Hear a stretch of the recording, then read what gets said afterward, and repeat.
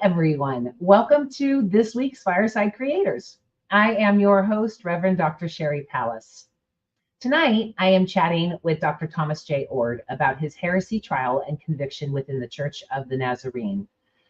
In my opinion, you don't get more Antichrist than this verdict, but let's find out more. Please remember to keep all comments and questions related to the show topic and that this is a safe space. Thank you for joining us, and I'm looking forward to all of your comments and questions. If you're watching on YouTube, please hit that like and subscribe. If you're on Facebook, grant StreamYard access so we can see your name when you have a comment or a question. Thank you for welcoming us into your home and joining the conversation. I appreciate you all. Okay, Dr. Oord has been on the show many times, but I want to introduce him again. Let's get smarter with Dr. Thomas J. Oord, who is a theologian, philosopher, and scholar of multidisciplinary studies. Oord directs the Center for Open and Relational Theology and doctoral students at Northwind Theological Seminary. He is a best-selling and award-winning author and has written or edited more than 30 books. Oops, I forgot to show his thing. There he is. As I was saying before the show, I just got back from Vegas. I am still old and recovering and all of that good stuff. Welcome back. Oh, it's good to be back. When you were running that thing at the beginning, my mind was going to this summer on our family vacation, sitting around the campfire at night. It's a great image for conversation. Right? It's like my favorite thing to do. That's why I named it this. And, I think a lot of problems could be solved around the campfire. Yep. And I've got a couple of grandchildren that are age 3 and 5, and they can create some problems around that Right? campfire. Well, an adult campfire, let's say that. Yeah, there we go. Yeah, let's clarify. So I actually reached out to you when the verdict came down, actually before the verdict came down, and made some threats and said that if they do this to you, that I was going to add your story into the update of the book. And I was going to make sure that everyone knew what the Church of the Nazarene did to you. Your response was, I like your spunk. I fulfilled that and actually did do the edits, and it will be coming out in the updated version, hopefully next week or so. But this really angered me. This angered me because to me, it is so antichrist. It is so exclusive, judgmental, divisive, the antithesis of love your neighbor. I just, it just irks me. I'm glad that you are taking it with more grace. I'm glad that you are doing all of these things, but what happened? Well, yeah, I was not surprised that they took away my ministerial credentials. That was kind of what I expected the outcome to be. But when they took away my membership as well, it seemed kind of almost vindictive or Yeah. So you support that went the beyond. And then in LGBT. the verdict, when they made the statement that, oops, Sorry. I Yeah, think sorry, we're there was a off. break. That's all right. Go ahead. I was going to add, I was going to add that in the verdict itself, when the statement was made, something like, only eternity knows how many people he's led astray or whatever, it helped me to gain some insight on to where the judges of the jury, actually, I guess it is, was thinking. They believe that my advocacy for queer people and queer issues is a matter of heaven and hell, and since they believe in hell, they think that I'm leading people there. And so when the stakes are that high, I think that they can probably justify almost any kind of reprimand. So in the research for my book, I learned that Over 1,500 species of animals have been scientifically documented as having homosexuality or homosexual populations ranging from 3% to 20%. In my mind, that dispelled all of the religious bullshit and hyperbole against the LGBTQ plus community, and dispelled any of the rationalization of choice and those types of things. Now, I know you wrote a defense that you've published. It's on Amazon. We can be promoting that after the show. But did the science of it being natural come up in the trial at all, as opposed to this is a man made thing and not truly godly? It didn't come up. That's usually called the natural law argument. Yeah, And 30 years ago, when I was changing my mind on this issue, most of the criticism that I got was of that kind of argument, the natural law. Look, penises fit in vaginas. Look at the animal world. You don't see any of this crazy stuff going on there. So God made it this way. In the last decade or let me so, let I me just rarely interject that hear that. that And I suspect, I'm sorry, we're off by like go two ahead. seconds. But let me just interject that the Porky's movie proved that penises don't only fit in vaginas. So let's go ahead and address that. Just to interject that. I'm sorry, keep I going. love it. It's not only a good reference, but you're showing our age here. Who's Right? seen Oh, Porky's God, and I who did it hasn't? again. uh, but yeah, I just don't hear that argument as much anymore, and I think it's because many people do know that there are plenty of creatures who. Well, my favorite example is the bonobos. Bonobos, they they enjoy rubbing genitalia against one another as if you're shaking hands, Yeah. males and males and females and females, and it's so that natural law argument, I don't think has the kind of power it used to, at least in the circles that I'm running in. I just don't hear it. Interesting. Interesting. I mean, my whole In thinking my is trial, I think, oh, go go ahead. ahead. Sorry. Sorry. Yeah, go ahead. No, that's okay. I was going to say that in the trial itself, the jury really didn't have too much to say. When they did speak, I think their comments sort of was the typical, the Bible clearly says kind of approach. But I was bringing in leading theologians to argue in my favor, and my jury did not consist of people with highly sophisticated theological framework. So they really didn't have hold a candle, and at least most of them were wise enough to not argue with my experts. At least. I mean, they weren't wise enough to throw this out. They weren't wise enough to say, we have to look at God's creation in order to decide what God really wants. I mean, when I realized how, you know, I was raised in the evangelical church. I was raised in San Francisco.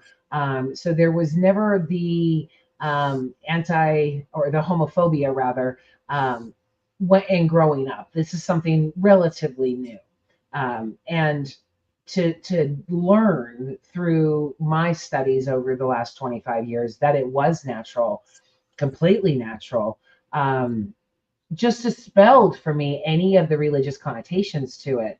And I think Mhm. that holding on to that division and that exclusion and then saying that you're sending people to hell is the epitome of the Pharisees. It is the epitome of law meaning more than love. It is the epitome of Antichrist. Right, right. And we don't even have to look at same-sex relations to get at the fact that most straight people engage in sexual behavior that's not its sole purpose is not procreation, right? Right. And maybe we think it's kinky, but we don't think it's sinful. And yet the sin word gets used on same-sex relations and makes no sense to me. I Well, I think though think for me it's actually the social sciences and medicine that are the stronger. I appeal to them more often than I do like the biology sort of thing. And what I mean by that is that when we look at the research that's been done on same-sex couples, same-sex behavior, etc., we find that queer people engage in healthy sexual activity. They have their overall life satisfaction improved. And there's some categories, in fact, that same-sex couples score higher than the average straight couple. So that kind of evidence, which I think of as the fruit of the Mm, relationship, I think that's the stronger evidence. It suggests that if Christians or anybody, but especially Christians, care about love and love aims at flourishing, then Christians ought to endorse same sex relationships, same sex behavior. right. For a few thousand years, people with black skin were said to have been God ordained slaves. So I really think that this homophobia Mm, and all of that is pretty parallel to what the beliefs that spawned all of the racism. yeah. Um, the curse of Ham and cursing all of the people with black skin, designating them as slaves, was justified, like I said, for 2,000 years, and not even through Judaism, but also through Christianity and um, Islam. I mean, the curse of Ham has been cited across all three of the Abrahamic faiths to justify slavery, to justify them being subhuman, and saying, well, they were born in sin. Of course, that's been widened to all of us at this point, but I really, I hope that we grow enough as just humans to see the ridiculous nature of us again defining God's sins and who not to love. That curse of Ham was just one of the most ridiculous things I've ever heard, and it was Yes. again just a way to separate, to anoint God's, this person is more special. And I equate it to a family. I mean, if two parents sat down and said, we're going to like this child more and this one's going to do that, social services would be called. But we implement it into our religions and say it's God divine, God I ordained. Yep, I totally agree with you. And I actually think we can make an even stronger biblical case that women are less of value or shouldn't be in leadership. Right. I think there's more passages that say that. And yet, I was a part of a group, the Church of Nazarene, that from its beginning had ordained women, and women had worked at the highest echelons of the denomination. And yet, people couldn't see that the same arguments apply to queer people. In our critics in the Church of Nazarene, they would say, "Yeah, but Paul says women ought to be silent in church," and we had all these counter arguments. And they're the same kind of counter arguments you use for queer issues. And yet, my denomination, at least the majority of people, can't see that they're in the same category. I'm holding myself back from asking a question because I always say I don't run a Jerry Springer show, but I'm just going to go ahead and say it because I've gotten this far in it. But who's in the closet on this board?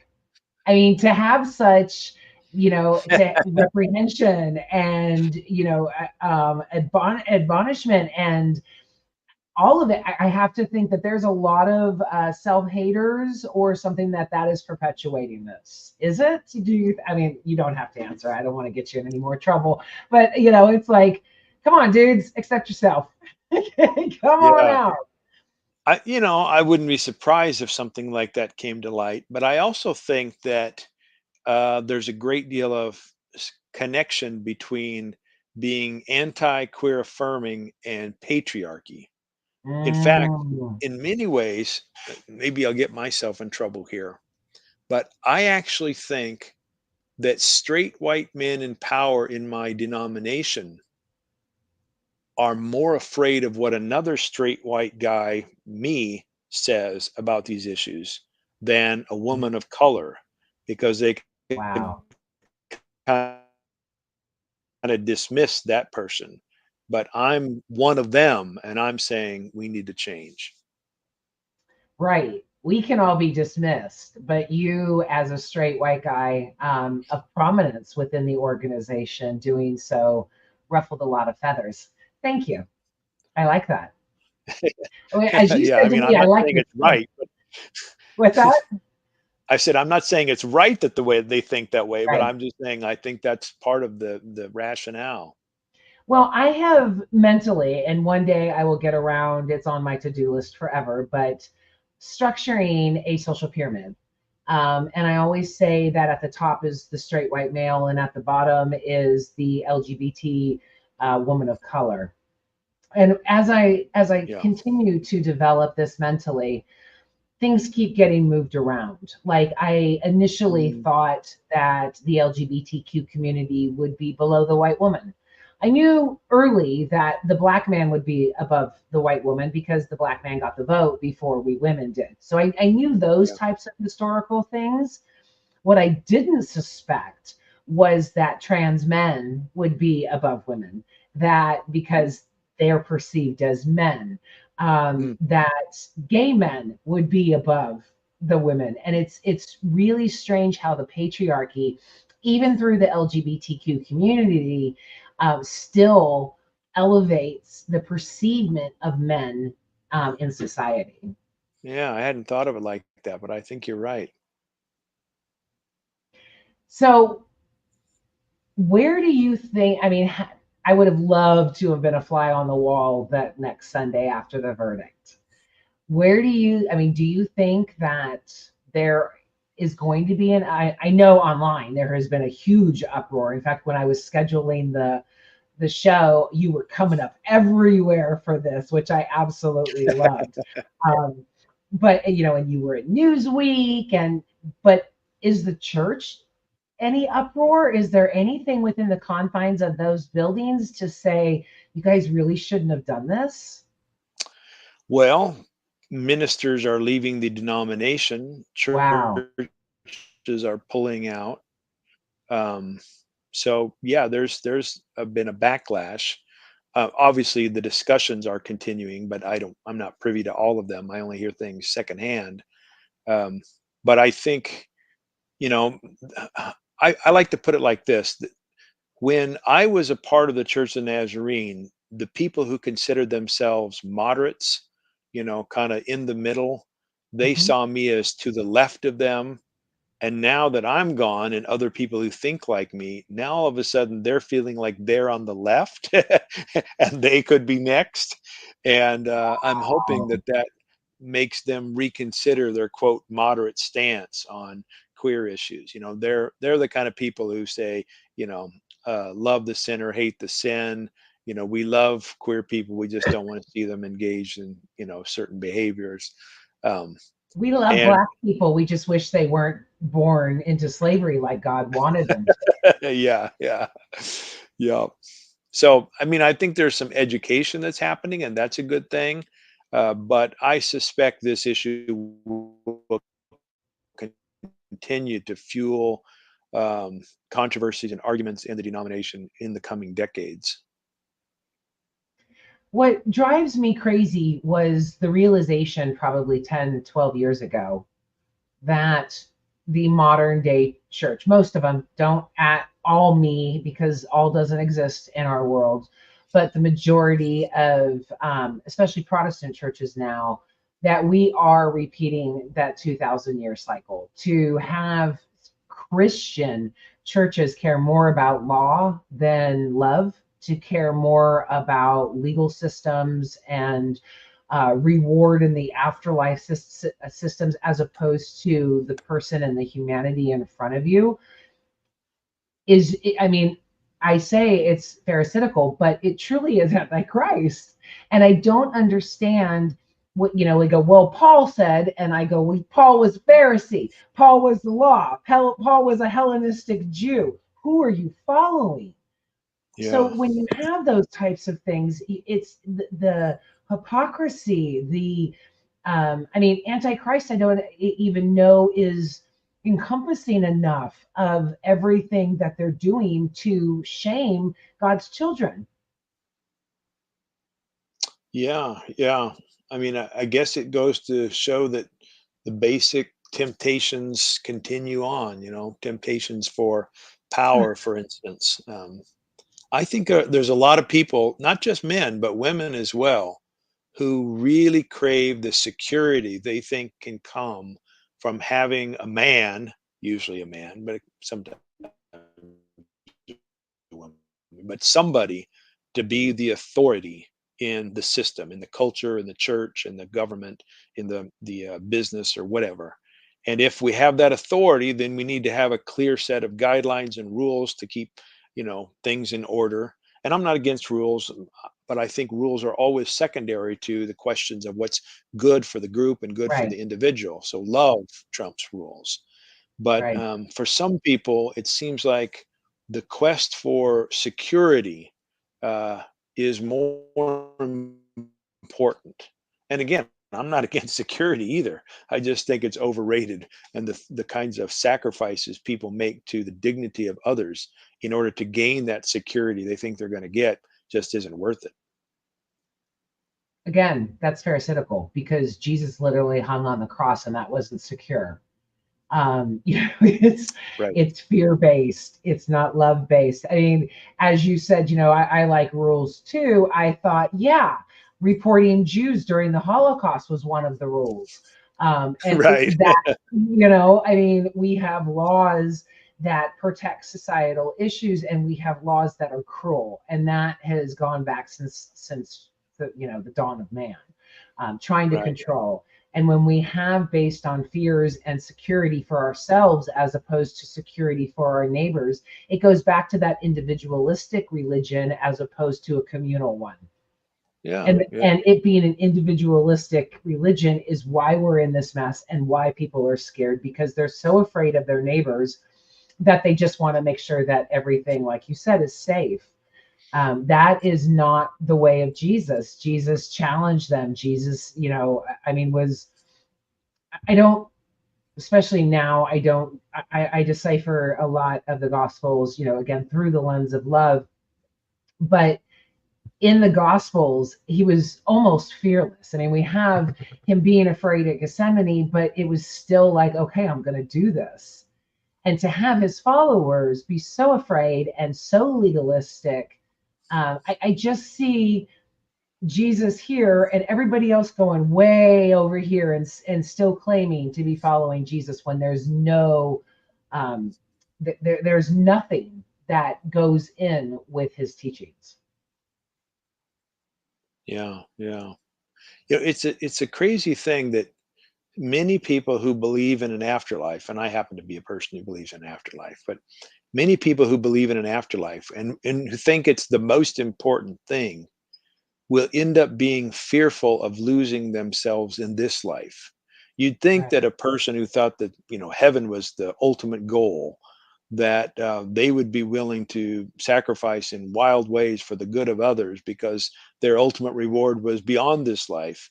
But it Right. seems like it's the opposite for many people, that they're clinging to power, clinging to prestige, security, pleasure in this life, yet claiming that the next life is the only one that really matters. Now, I think this life does matter, and I think our choices and decisions, really are significant. I happen to believe in an afterlife, but I live as if what's going on in the present makes an ultimate difference in things. Right. So, for me, part of the part of the courage, I'll say, to put my neck on the line and go through this process is this belief that sometimes love requires self-sacrifice, and that there is a God who exists who, even if I lose the trial and even lose my life, can take the actions that I and others do and use it for something good beyond whatever happens in the moment. That sense of contributing to the divine life for the good of the whole and the planet, that's a real thing for me. It's a real sense of hope. I don't understand people ruining this life and being cruel to others over a theory on the next life. Yeah. Like you said, this life should matter more. I know so many people who have divided, including my mother, divided everybody because she was afraid her soul would be affected and her destination of heaven would be affected if she even spoke to sinners. Mm, And it's like, okay, all of my early life was, Jesus is an insurance policy. What if mm, you're wrong and you go to heaven and you rejected Jesus and then you go to hell, and I'd rather get on to the other next life and be wrong than, or be right than rather be wrong. And it's like, but you don't even know. You don't, why would you treat someone poorly on something that is totally a theory? Because we literally have no proof of it. The only proof that we have faith, but the only proof that we have right now is this life. So if you are destroying other people's lives or hating on them or doing anything of that because of a theory, I would hope that any God that I revere or try to follow would have a problem with that too. you yeah. know, Yeah. like, Good. yeah, I mean, my first video, or the first thing I ever posted on my book page on Facebook, was the video of them singing, "You cannot like things, but don't be a dick about it," which is why I wore my shirt today. Don't be a dick. Because I that's the love way I it. see all of this. It's like, okay, you're just being a dick. How are you, embodying Jesus? How are you loving your neighbor? And when it's, well, I'm protecting, people's afterlife while hurting them here. Oh, dear Lord, that gets me going. That just Well, absolutely that's gets me going. yeah, me too. And I that came up in the trial itself, Sherry. Oh, Um, wow. Near the end, one of my witnesses, one of the jury members decided to ask questions of my witness. And the jury member asked my witness what was the most important thing. And my witness is a trained theologian, so he was talking about being like Jesus, being part of the church, the community of faith, that's trying to live a life of love, yada yada. And this guy kept fishing, like, yeah, but what's the most important thing? And the answer he wanted was, you go to heaven when you die. And if that's the case, if the afterlife is the most important thing in his mind, we can justify, looking the other way when queer people are harmed, or the kinds of ills that are happening in this life that we feel bad about, but it's more important what happens on the other side.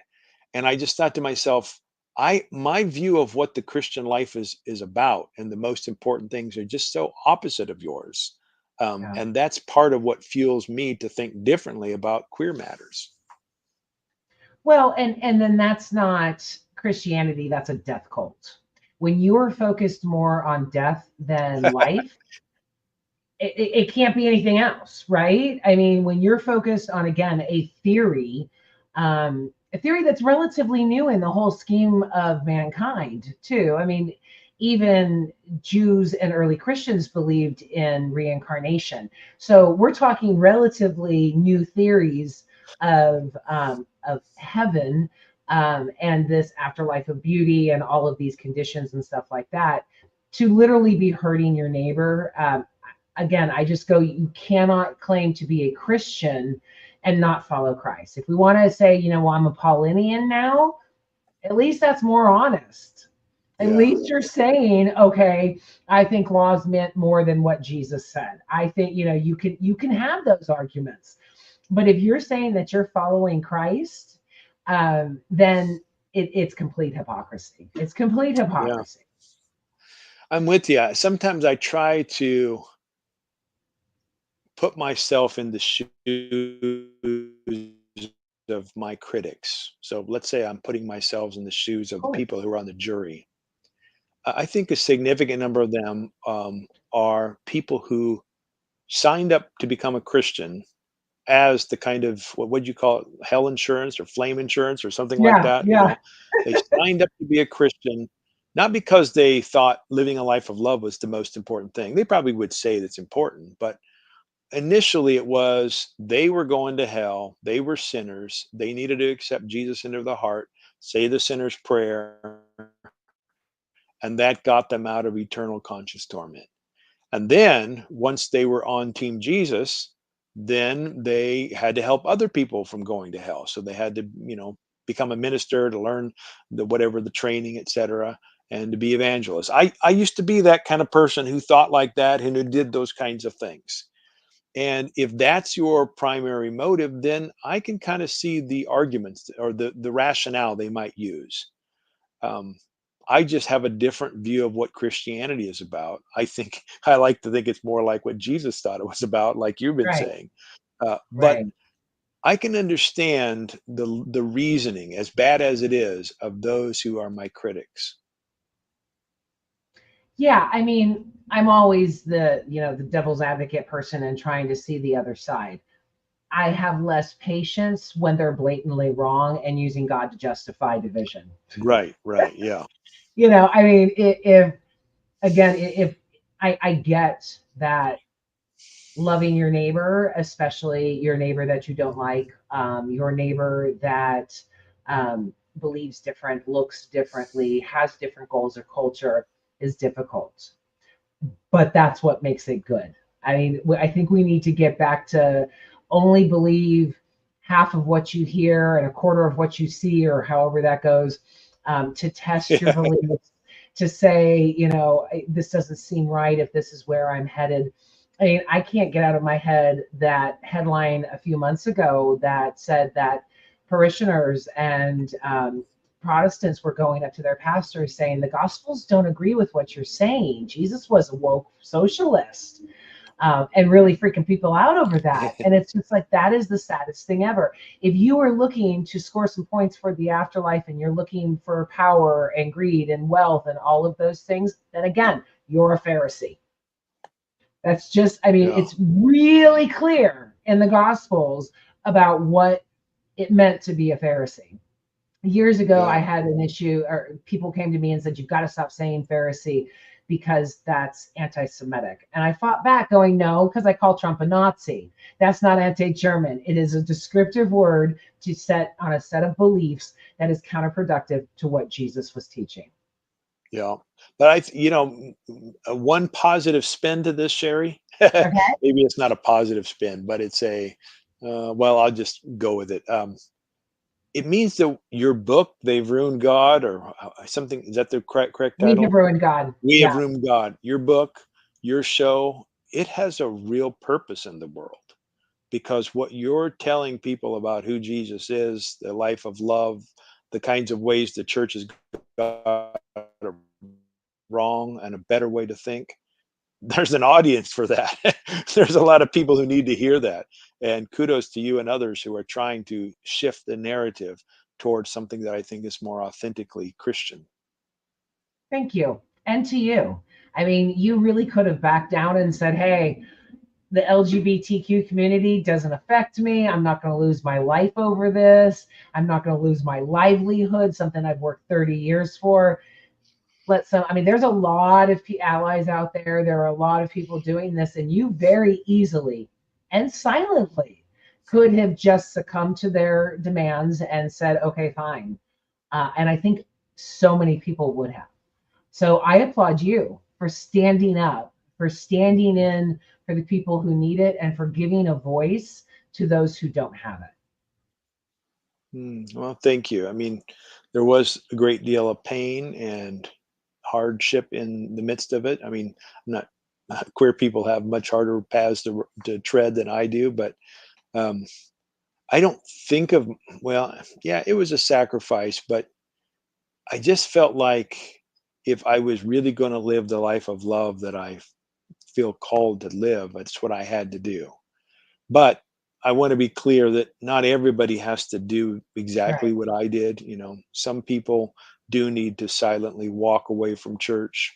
Some people do need to stay in church and not make the kind of big fuss I did because they can make changes from the inside.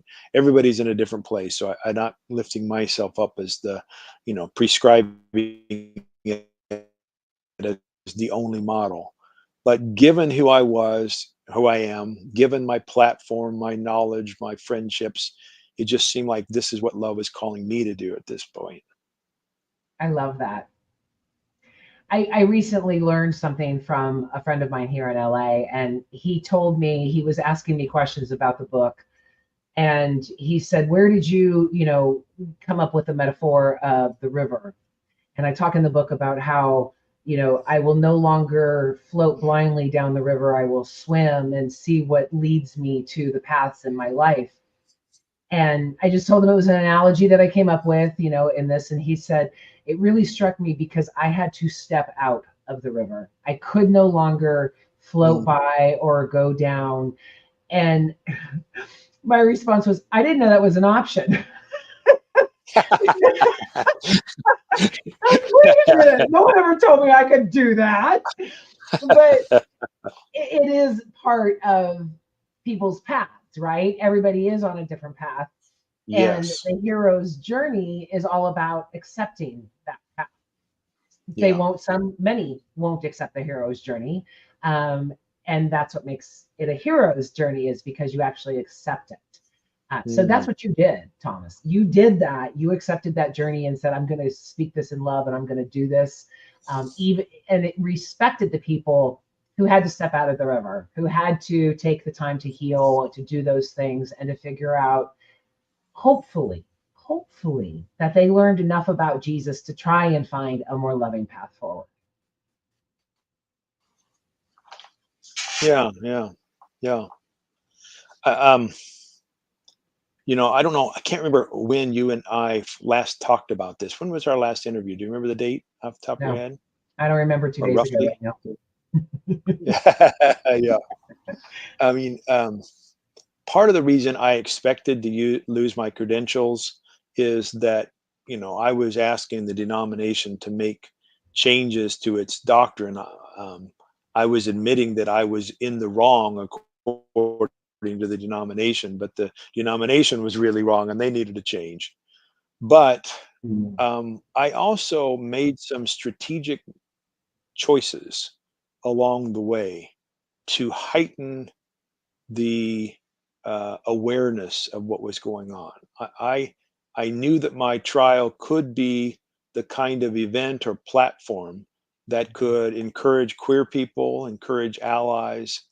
And so I don't know if I told you this earlier, but I not only published my defense before the trial even took place, um, I hired publicists in Nashville and in New York Right. to work with the national media. I hired local media. I hired social media people and a videographer. I did a lot of things to say, okay, this is a moment I love that that. could, make a difference. I want Yeah. to try to leverage that.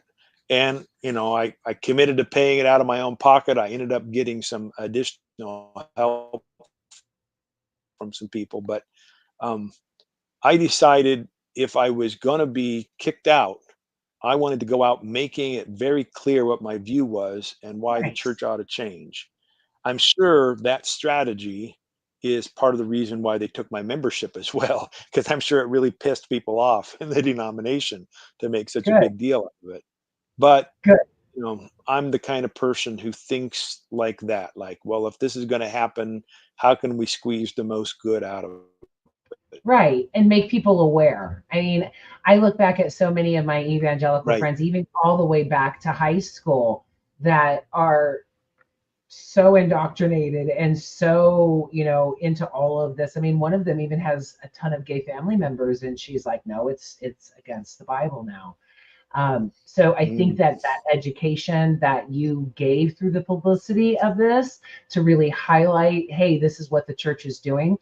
I was shocked when I started doing research about it that they had just done this to a woman like a year ago or something like that. Also kicked her out for the same thing. Oh, that's a guy, D. Kelly. Yeah, Oh, okay. I thought yeah. it was a woman. Okay. Yeah, he got kicked out because he wrote an essay for the book that I edited, and Wow. the way they treated him helped me to know that there was no way I was gonna get out, make it out with my credentials. So, He Wow. did me a favor by going through that process, although he didn't choose it. His Wow. district superintendent, foisted it on him. But I if this is the way, I mean, going back to, history is repeating itself of 2000 years ago, Jesus and his love mission is what differentiated him from this. And I don't think that Jesus would have been mm, a worldwide religion if they continued to act the way that the Church of the Nazarene and the Pharisees acted. yeah, They, to Jesus became this religion. Um, I mean, there's a lot of history with government power and Paul and all of that, but the message of love was the antithesis of the eye for an eye. It was the turn the other cheek. It was stop conquering all of these lands because God said so. All of these things would never have taken hold if the church continued to do what the Church of the Nazarene is doing. And so mm, that is like, if I walked in and heard, well, we're excluding all of these people because we think that they were born into sin, living in sin, and are going to burn in hell, I'd be like, wow, why would I want to join this? Why? right, right, I can find these assholes at any bar down the streets. I can find, what makes you, what is going to make me a better person? And by better, I mean more loving, not yeah, more yeah, successful, not more friends or more followers, truly more loving. yeah. That's why Jesus just continues to transcend Christianity and be someone who people admire, even if they don't believe in God, because he has that kind of message. Right. And it's just a shame that so many Christians don't seem to recognize that message. Yeah, Because they don't want to do the work. I'm convinced it's lazy. It's lazy beliefs. you know, I, that's probably part of it for sure. I had a weird experience. Was it last weekend? No, the weekend before, Sherry. I went to the Boise Pride Festival. It's a festival right downtown in Boise, Idaho, where they take a big city block and there's a bunch of booths and a stage and there's stuff going on for 3 days. It's a big deal. And I started walking around the festival, and it had a lot of energy. There was a lot of wild and quirky things going on, people dressed up. It was a lot of fun, a lot of uh, what's a good word? Freedom. um, well, freedom for sure, yeah. But I'm a people watcher. Like, I like to go to a mall just to watch people. And so I was watching people at this gay pride festival, and there's a lot of weird people there. Let's just put it on the table. Weird people in the sense of don't fit the norms, outside the box. Um, and I said, as this thought raced through my mind, this is my tribe. As soon as that thought went through my mind, I started crying. Mhm. I've probably cried 4 or 5 times my entire life in front of my wife. I'm just Wow. not I don't have anything against crying. I'm just not that emotional person in that way, at least. And I just started crying. It was like, these are my people. In many ways, I'm weird. In many ways, I'm queer in the broad sense of the word queer. I'm a straight, white, cisgender guy, but I'm queer in the sense of out of the ordinary, doesn't fit. Um, and yeah, I've been thinking a lot about that, and thinking that Jesus had a way of being attracted to people who were outside the center as well, who were on the Right. margins.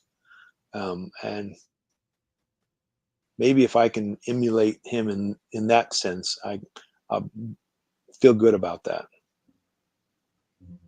I mean, if we look at the disciples, we have a tax collector that was shunned by society. We have broke ass fishermen. We have, people that Jesus cast demons out of. So if we are looking for a more Jesus centric crowd, Pride Festival would be it. Pride Festival would Yeah, be where it would be accepting and saying we are all one. Get your freak on. Not Diddy yeah, freak on, but freedom freak on, to yeah, really right. own and love yourself and to say, I am here, I take up space, whether you like it or not.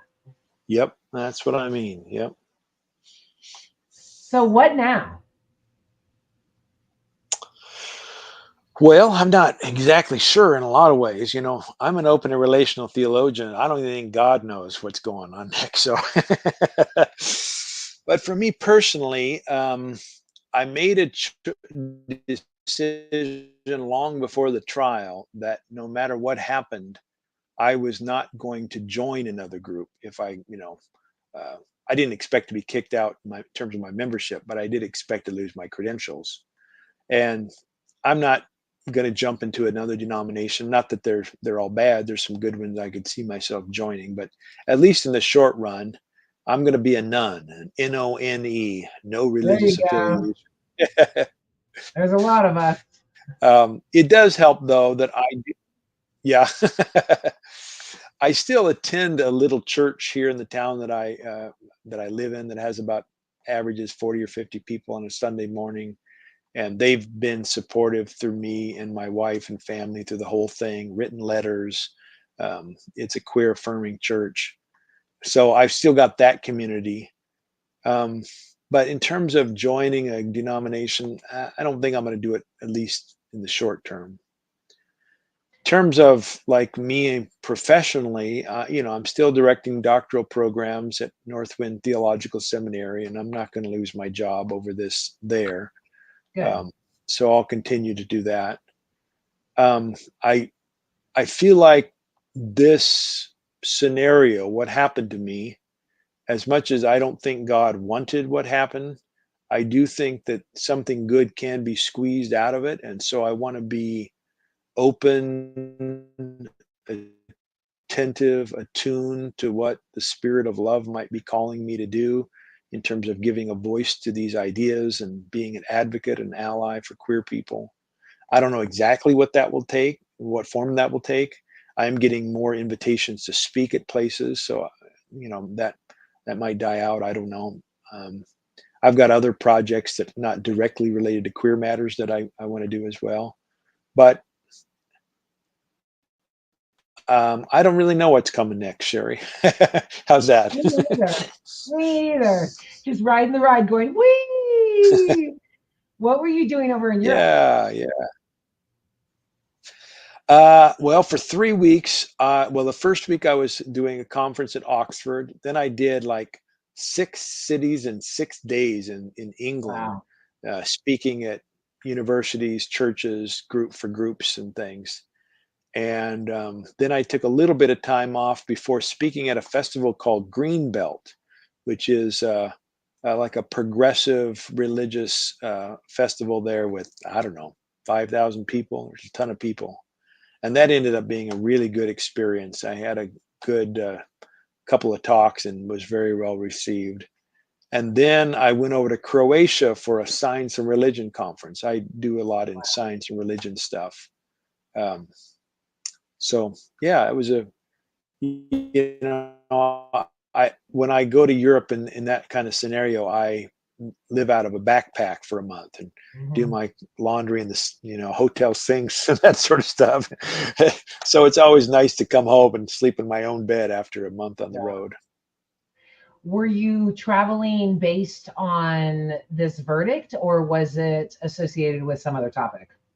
No, this was all planned before the Oh, verdict. okay. So yeah, I mean, I did talk about queer matters too in a couple of those stops, but um, yeah, this was all planned in advance.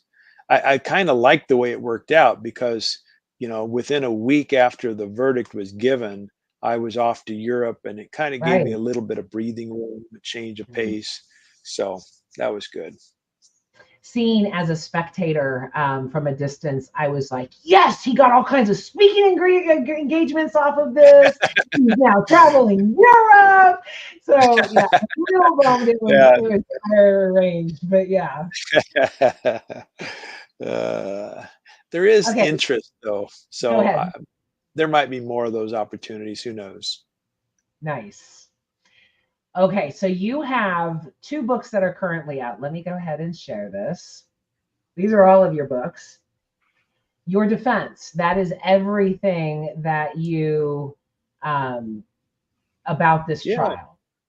Yeah. And look at there. Kindle, 99 cents, people. You can afford this book. Right. And see his method. See why he went up against the $5 if you want the print version. Look at you. I know There you go. Yeah. the costs on this. You're not making any money off this. You really want to get this out. Good for you. Yep. And Yep. Yep. then we also have come on. Where'd they go? God After Deconstruction, that one, that white one, There it is. that came out in May. That's with Trip Fuller. That's got one chapter on queer issues, purity culture, women, but it's a book that's aimed at a lot of different topics and explaining why people are deconstructing and what might be a positive way to think about God after deconstruction. Yeah, I By the actually read way, this one. do you see the under deconstruction, all that stuff falling down and those figures there, those hiking figures? Can you see it? So I the don't know what. title there, God After Yeah. Deconstruction, and then you see the debris coming down. Now look Yes. at This. debris has people in it. Can you see that now? Does it really? Yes, I put that in there. That's like one of my favorite things. Do you see the outlines of the people? Oh wow! I never caught that. I loved this cover. Most As people soon as don't. you Yeah, wow. I yeah, love that. I never noticed that. Good for yeah. you. Good Most job. people don't. So I thought I'd point it out. uh, I love you so much. I am so glad with everything that you're doing and really trying to make our faith, I will say, more love centric, more Jesus following, more accepting, communal, and all of that. So I'm so glad to call you friend and to have you on my show again.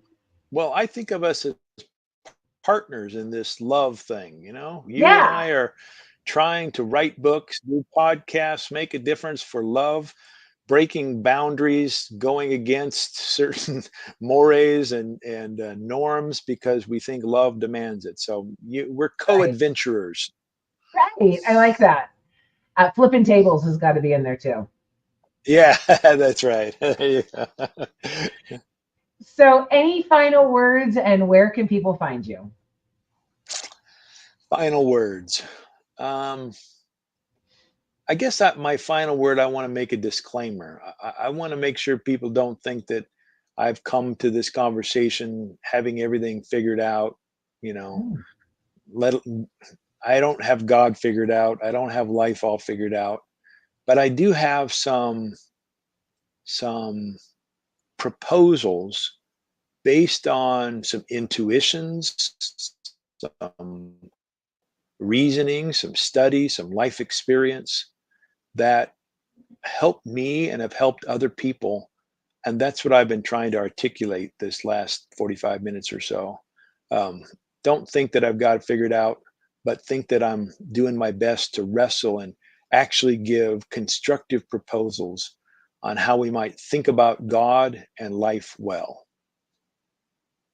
I actually say In in the terms of, last I'm sorry, I oh, actually say in the last chapter of the book that anyone who says that they have it all figured out is a liar and to run. yeah, they scare me. People who think that Right, they've got it. right. In terms Anything of else? Go ahead. accessing, if I do, my personal website is my full name, thomasjoord.com. I also run the Center for Open and Relational Theology. If you'd like to figure out a little bit about what that's about, you can go to the letter C, the number 4, ORT.com.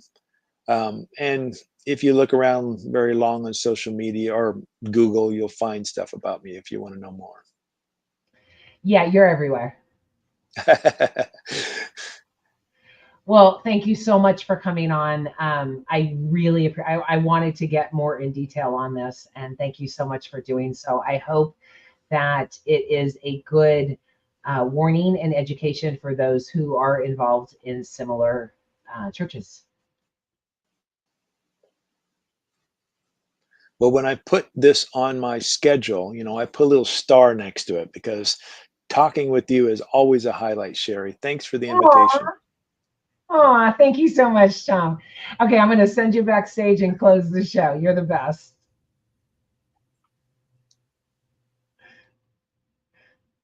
You know, I just love Thomas J. Oord, first of all. Second of all, this is why I wrote my book. The church doing this truly is the epitome of us ruining God, of us making God into a bigot and asshole, and something that most people in their right minds shouldn't or wouldn't follow. Let's elevate ourselves. Let's try to do better. And again, by better, I mean more loving. Let's try to get out there and find commonality with people that we don't sense that there is any. Let's try to do something nice for our neighbor, even if that neighbor is a homeless person. That is what I think is supreme. That is what I think is holy. And anything less than that, I don't think deserves my time, your time, or worship of any kind. It was another great show. Thank you so much for watching and for following along. There we go. Uh, no input tonight. We must have stumped you. Next week's show is going to be with paranormal investigators exploring haunted locations, ghosts, and the unseen in Savannah, Georgia, and beyond. We are starting a Halloween month and going to have some fun. Thank you so much, Patrick Young, for your continued support as the show's producer. Don't forget to check out my book. I want to hear what you think of it. I want to know if you liked it and how you grew. If you like the show, share it and subscribe, all that good stuff. Thanks for watching. Have a wonderful week. And as always, walk in love. Mwah! See you next week.